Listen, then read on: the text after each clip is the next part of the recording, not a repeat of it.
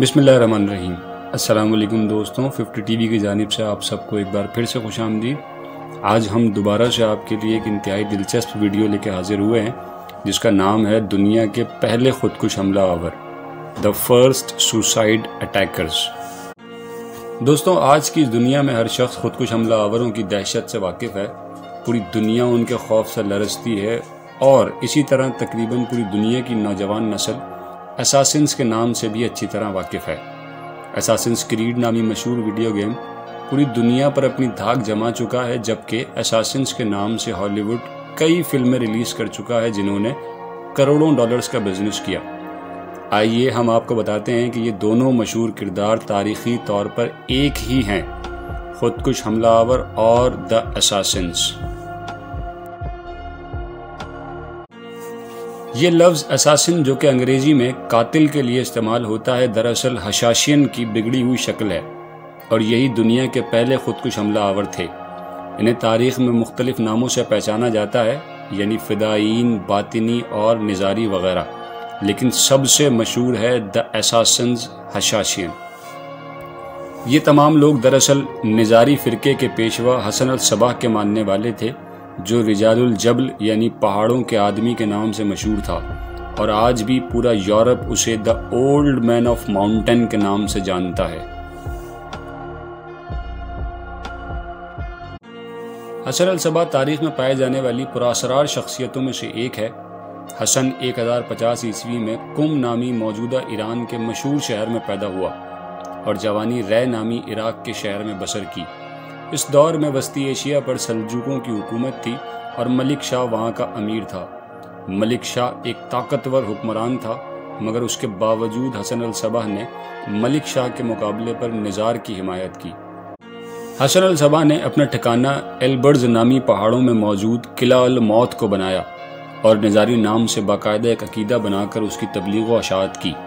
नतीजे में सल्जूकी हुक्मरानों के कहर का बाइस ठहरा और सल्जूकियों ने अपनी पूरी ताकत लगाकर हसन अल सबाह को ख़त्म करना चाहा, मगर कामयाब ना हो सके।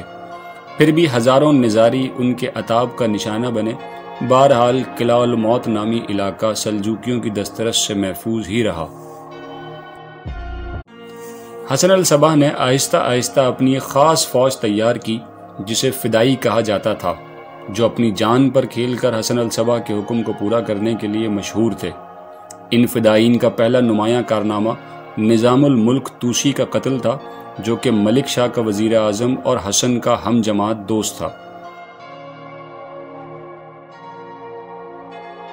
एक फ़िदाई ने भरे बाजार में निज़ामुल मुल्क को कत्ल करके खुद को सल्जूकी सिपाहियों के हाथों मौत के हवाले कर दिया।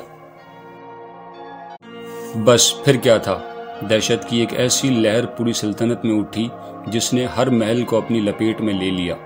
लोगों ने कभी तसव्वुर भी नहीं किया था कि कोई शख्स किसी को कत्ल करने के लिए अपनी जान भी दांव पर लगा सकता है, और कत्ल भी किसका?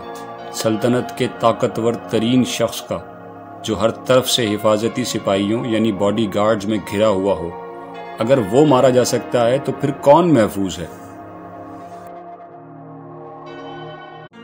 कुछ ही अरसे में फ़िदाईन ने मौत के मुंह में जाकर कुछ ऐसे नामवर लोगों को कत्ल किया कि दुनिया कांप उठी। यहाँ हसन का इशारा होता और वहाँ उसके फ़िदाई मौत को गले लगाने की खातिर चल पड़ते, फिर चाहे वो किसी मुखालिफ आलिम की कुटिया होती या ताकतवर हाकिम का महल। खलवत में किसी वज़ीर की रंगरलियाँ या फिर जलवत में हुक्मरान का कर्रोफर, वहाँ सिर्फ मौत का रक्स होता। हर तरफ मौत नचती नजर आने लगी। किसी को कुछ अंदाज़ा नहीं था कि कब कौन उस पर हमला करेगा। अपने अकीदे छुपा कर रखने की वजह से उन्हें बातिनी भी कहा जाता था। बरसों का दोस्त अचानक खंजर से हमला आवर होता और हैरान होने की भी मोहलत दिए बगैर मौत से मिला देता।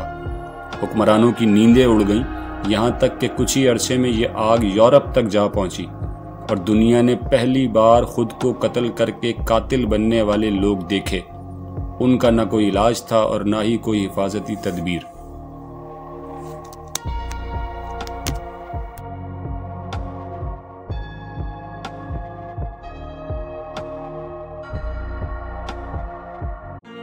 सवाल ये पैदा होता है कि आखिर ये लोग हसन अल सबाह के एक इशारे पर अपनी जान तक देने को तैयार कैसे हो जाते थे।